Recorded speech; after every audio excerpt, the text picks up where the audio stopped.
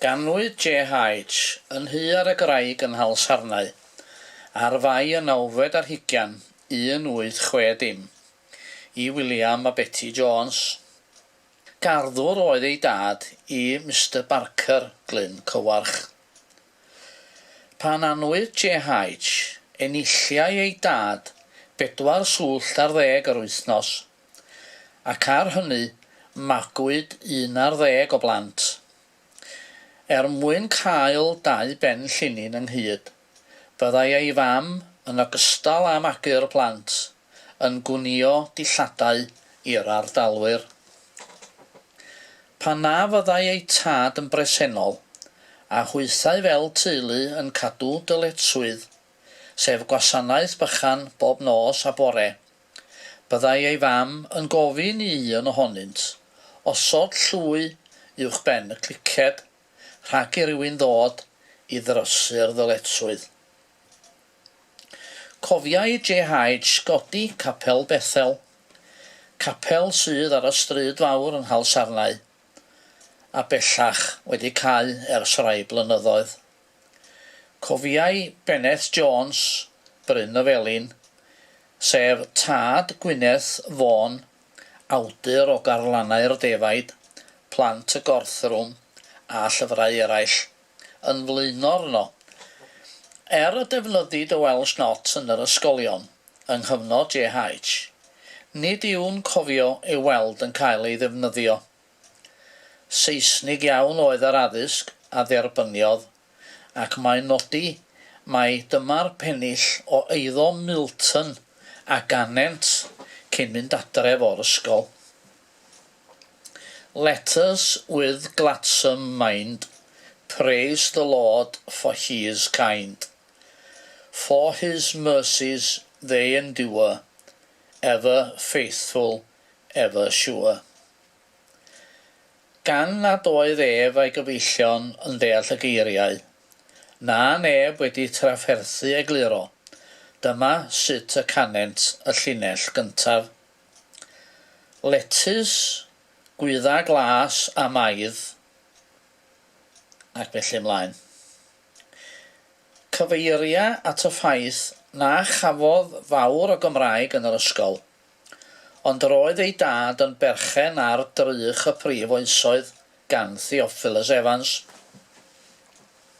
Ar ddyddiau Sul, nid oedd hawl i'r plant ddarllen dim ond cyfrolau crefyddol.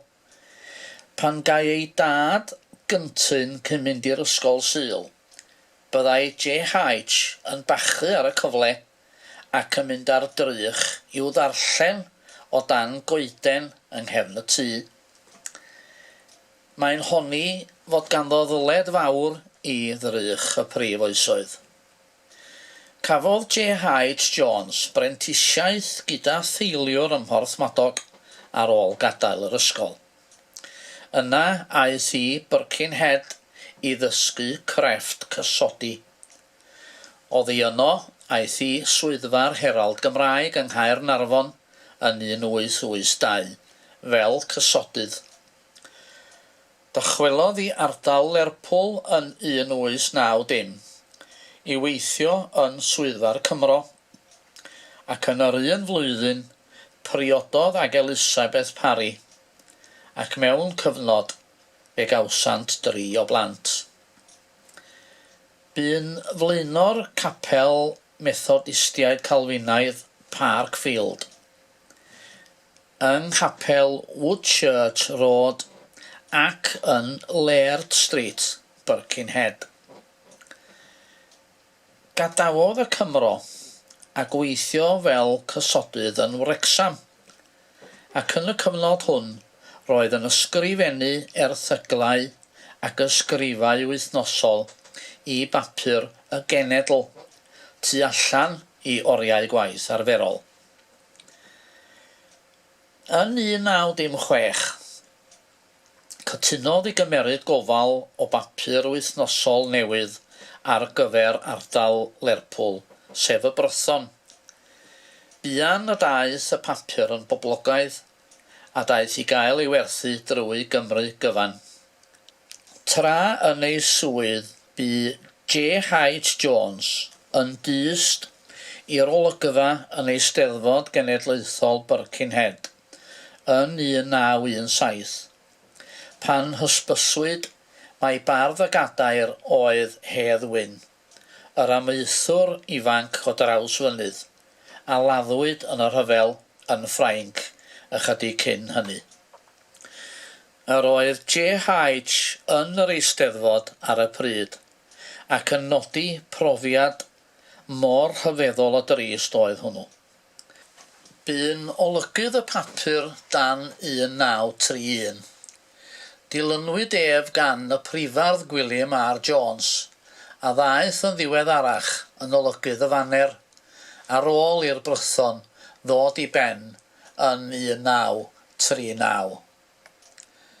Ar ôl ei amser yn y Brython, aeth JH i ddarlithio yn helaeth ac yn 1932 bu ar daith ddarlithio yn Unol Daleithiau America. Yn 1941 aeth i fyw at ei ferch ar gŵr ym Mhen y Groes, Sir Gaernarfon, ac yno y bu farw ar y 30 o Fawrth 1943. Ymhlith yr hyn a gyhoeddodd mae 4 llyfr nodedig.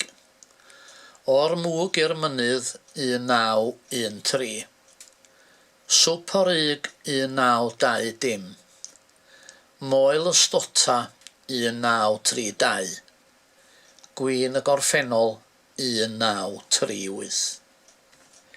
Cyfeiria JH yn ei lyfr Gwyn y Gorffennol, sydd yn dangos ei hoffter at yr ardal a'i phobl, at nifer o blant oedd yn cyfoesi ag o pan oedd yn yr ysgol.